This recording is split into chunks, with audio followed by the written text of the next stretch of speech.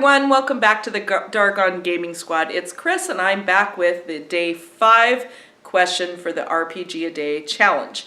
So today's question is, which RPG cover best captures the spirit of the game?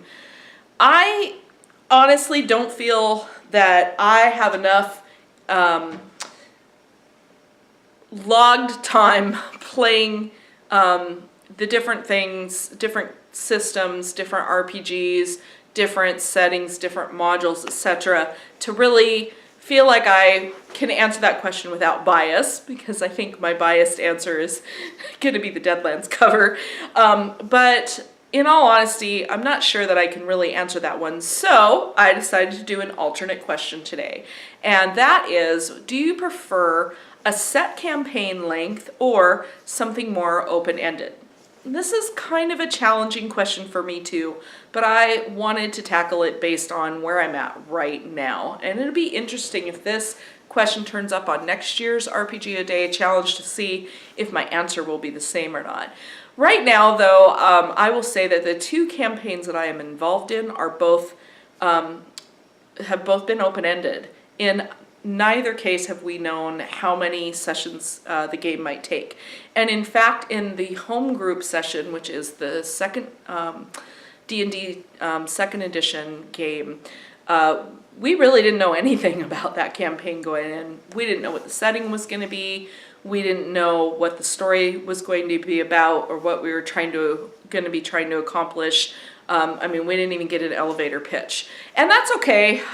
You know, we made a request to have a game, and it was about just getting a game, and we just sat down and got going as quickly as we could. So it's totally understandable for the situation. But that said, we are almost 3 years into it. It'll be 3 years in October. We haven't wrapped up yet. And every time I think we're close, we just kind of keep going and keep going like the Energizer Bunny.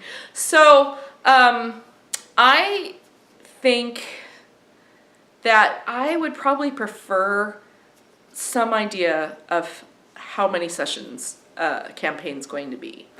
I'm finding, particularly in the situation I'm in right now, actually in both games, so we have this second edition home group that I play face-to-face right here in this room actually, with my friends who've been teaching me how to play.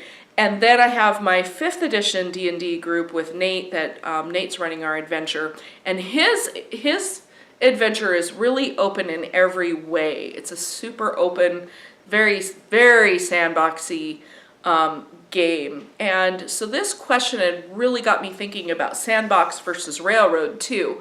I feel like there is such thing as over the top with the sandbox. I think as a player, and I think I'm the only one in my group that feels this way, but as a player, I feel like we almost need a little bit more concrete goals to work toward. But with that in mind too, both Nate and my home GM Bill have requested that I run some games.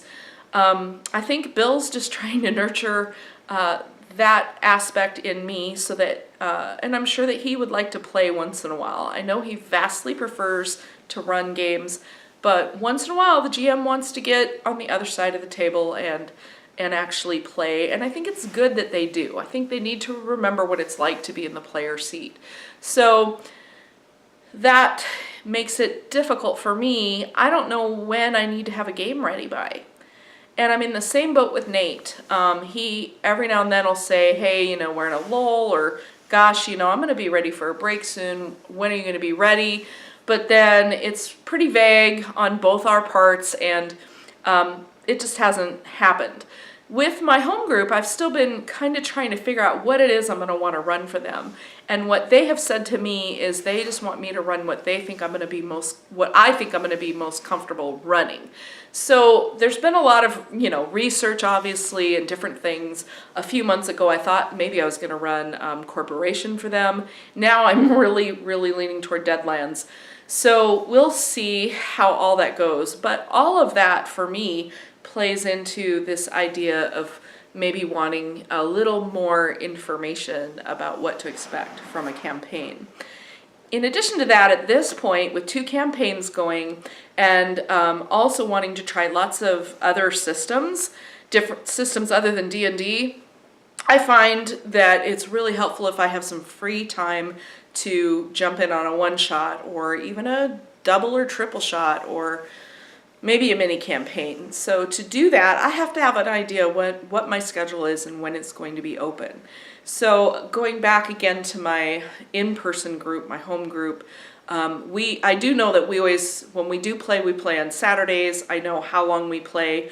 We're very good about scheduling, and of course things come up and we don't always get to actually play on the day that we schedule, but we're pretty good about it, and I don't schedule anything else on that day unless it's absolutely critical. You know, something comes up that I just can't avoid. And they do the same. So that's pretty set, so it's pretty easy to schedule around that, and I know that on a game day with them, there's not going to be any time for anything else that day.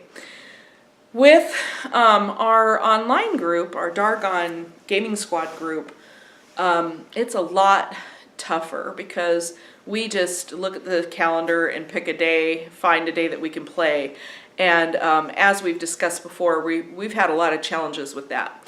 So it would be super helpful, I think, from that perspective too. If you're expecting to rotate GM duties, you're expecting to have a little more variety, or if you have somebody who wants to play and is playing in other groups or wants to play in other groups, like I think all of us are now at least playing in at least 2 groups.